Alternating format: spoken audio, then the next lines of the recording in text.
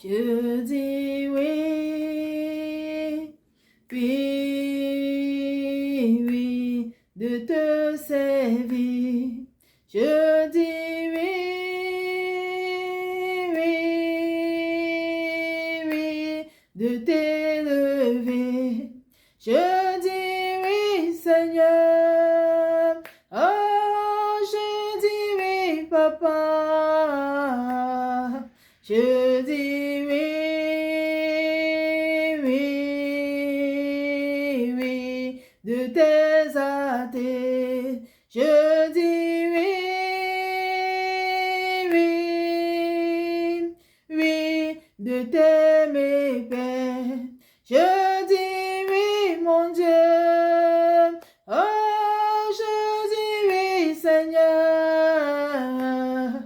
Je dis oui,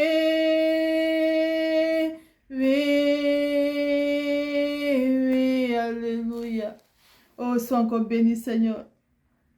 Sois encore magnifié pour tout ce que tu es, Père. Que toute la gloire te soit rendue. Toi, le Saint des Saints, le seul Dieu créateur de toutes choses, Père. Seigneur, tu demeures le Créateur et nous demandons la créature, Seigneur. Aussi longtemps, Papa Yahweh, la créature ne pourra rien sans le Créateur. Sois magnifié, Seigneur. Toi, notre Jésus, toi, notre tout, Père. Seigneur, que sommes-nous sans toi, Seigneur? Nous ne sommes rien sans toi du tout, Père. Parce que toi seul sais toutes choses. Toi seul fais toutes choses. Toi seul, Papa, mon Dieu, mon roi, crée toutes choses. Que toute la gloire te soit encore rendue en ce moment. Merci pour ce message, Père. Donc, je me fais la grâce de partager à mes frères. Que toi, ce soit encore honoré. Touche le cœur de quelqu'un, c'est de comprendre, Père, que sans toi, nous ne sommes rien du tout. Et nous accrochons encore à toi seul. Toi, Père, notre seul bon berger. Sois encore honoré, sois encore magnifié. Au nom puissant de Jésus de Nazareth. Amen. Shalom, shalom, Père du Seigneur. Shalom, shalom. Nous serons tous bénis dans le nom précieux de notre Seigneur Jésus-Christ de Nazareth. Notre Papa adoré, notre ami fidèle et tendre, celui qui nous aime tellement, Père du Seigneur. Oui, il me fait encore la grâce de venir partager ce merveilleux message avec toi, mon frère, ma soeur. C'était le mercredi 23 mars 2022. C'était durant mon temps de prière d'intercession. Et ça m'a fait grâce aussi ce qu'il m'a dit, Père du Seigneur. Il m'a dit, vous n'êtes rien sans moi. Je répète encore, voici ce que le Seigneur m'a fait grâce de me dire lorsque je priais. Il me dit, vous n'êtes rien sans moi. Et c'est ça qui me fait la grâce de partager avec toi aujourd'hui, Père du Seigneur. Oui, mon frère, ma soeur, mon bien-aimé, ma bien-aimée, le Seigneur m'envoie te dire que nous ne sommes rien sans lui du tout. Et qu'on doit prendre conscience de ça. Qu'on n'est rien du tout sans lui. Nous avons l'exemple, Papa, dans la parole. Nous avons les grands serviteurs comme le roi David, qui savait qu'il n'est rien du tout sans le Seigneur. Et qui le consultait en toutes choses. Tout ce qu'il voulait faire, il le consultait. Lorsqu'il voulait prendre une décision, même par rapport à sa nation, il le consultait. La parole de Dieu dit dans 2 Samuel 5, verset 19 par exemple. David consulta l'Éternel en disant, monterai-je contre les Philistins? Les livreras-tu entre mes mains? Et l'Éternel dit à David, monte, car je livrerai les Philistins entre tes mains. Peuple du Seigneur. Le roi David, sachant qu'il n'est rien du tout, est allé consulter le Seigneur en toutes choses. Et comme il consultait le Dieu Tout-Puissant, qui sait toutes choses, qui va encore lui donner la force de combattre ses ennemis, le Seigneur lui disait oui ou non. Et lorsqu'il s'avançait sur la volonté du Seigneur, il réussissait dans tout ce qu'il entreprenait. Et voilà comment nous devons aussi marcher pour le Seigneur. Mon frère, ma soeur, je m'envoie te dire que tu dois savoir que tu n'es rien sans lui. Alors si tu sais et que tu reconnais que tu n'es rien sans lui, Pourquoi jusqu'aujourd'hui tu prends encore des résolutions sans lui, le consulter, lui, le Créateur? Pourquoi te permets-tu de prendre des résolutions sans aller vers ton Créateur et demander X ou Z en toutes choses, afin qu'il t'oriente? Voilà l'une des raisons pour laquelle on souffre encore aujourd'hui, on pleure encore aujourd'hui. Voilà l'une des raisons pour laquelle nous tournons encore en rond. Parce que nous faisons beaucoup de choses sans demander l'orientation vers notre Créateur qui sait toutes choses. C'est lui qui nous a créés. Lui, il dit que lui se connaît. Tous tes projets, lui se détient ton souffle de vie et tous tes desseins entre ses mains. C'est-à-dire, tout ce que tu dois faire cette terre-ci est entre ses mains. Alors, aussi longtemps que tu prendras tes résolutions sans le Seigneur, sache que tu n'iras nulle part. Raison pour laquelle nous voyons aujourd'hui. Nous voyons dans les divorces, beaucoup plus dans les couples chrétiens. Parce que quoi? Ils ont agi, ils se sont avancés sans le Seigneur. Tu veux te marier, tu ne vas pas demander au Seigneur l'état spirituel de la personne qui demande un mariage. Tu ne veux pas lui demander si c'est l'homme selon la volonté du Seigneur. Parce que c'est tout ce qui est la volonté du Seigneur qui nous procure le bonheur pour le Seigneur. Il dit, je n'ai formé pour toi que des projets de bonheur et de malheur.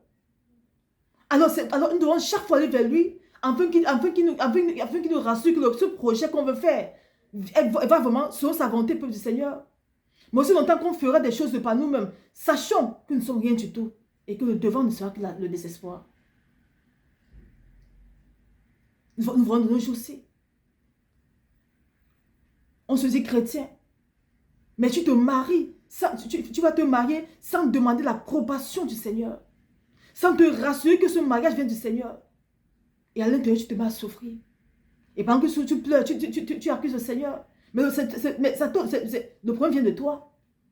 Regardons comment nos pères se comportaient. Comment les apôtres se comportaient. Ils étaient remplis de la puissance du Saint-Esprit de Dieu. Mais malgré ça, ils consultaient le Seigneur en toutes choses. Même pour choisir. Lorsque Judas Iscariote avait trompé, avait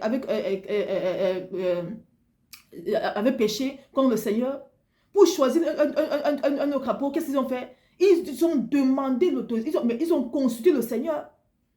Ils rendu grâce. Ils ont demandé au Seigneur, pour que le Seigneur le dirige. Et que le Seigneur choisisse lui-même la personne qu'il faut pour remplacer Judas Iscariote. Peut-être qu'ils étaient remplis de la puissance du Seigneur. Mais aujourd'hui, on se dit chrétien. Moi, ça avance sans le Seigneur. Mais on va te dire, mon frère, ma soeur, que tu dois comprendre que tu n'es rien sans lui. La parole de Dieu dit encore, dans Somme 100, verset 3. Sachez que l'Éternel est Dieu.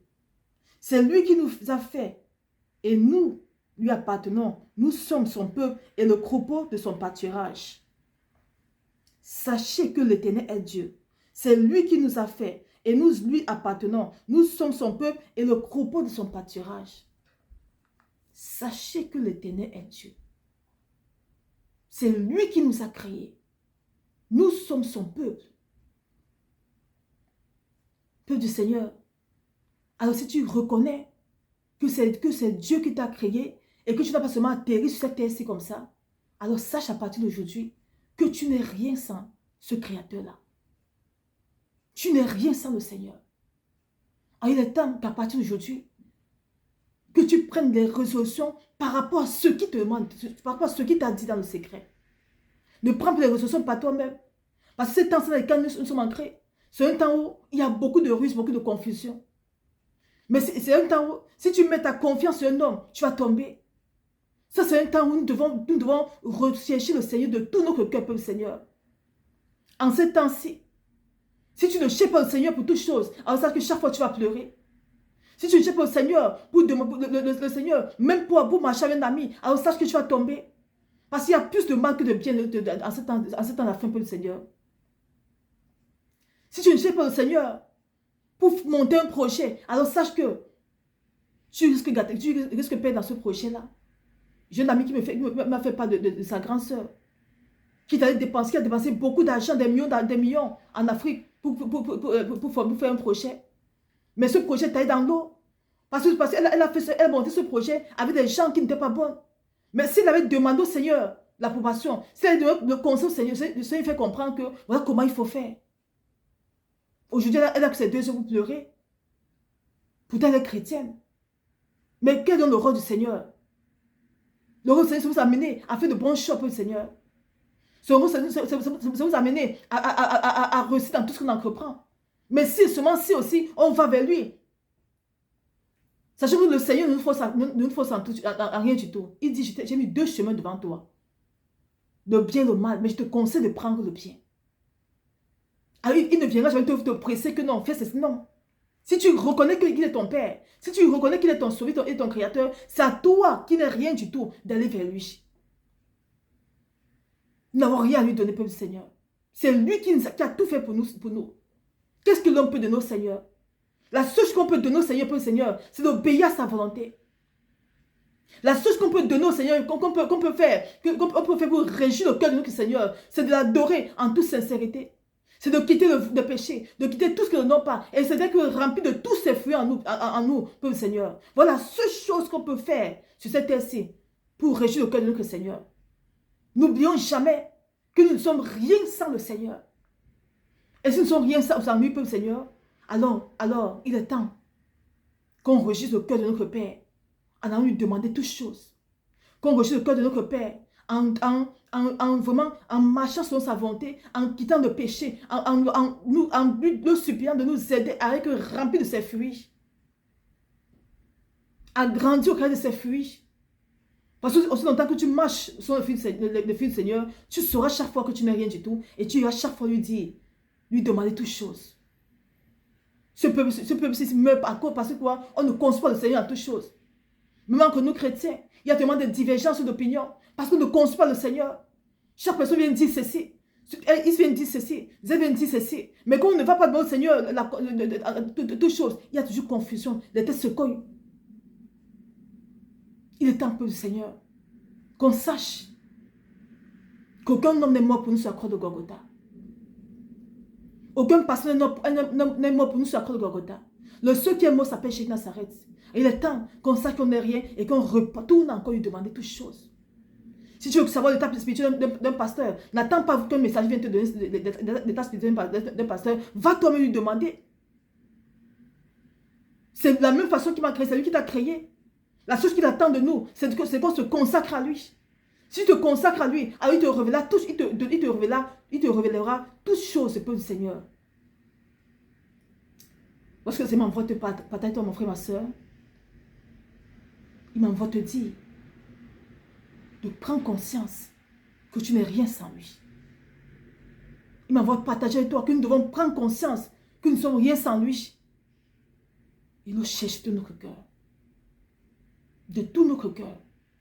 Parce qu'il dit encore dans sa parole,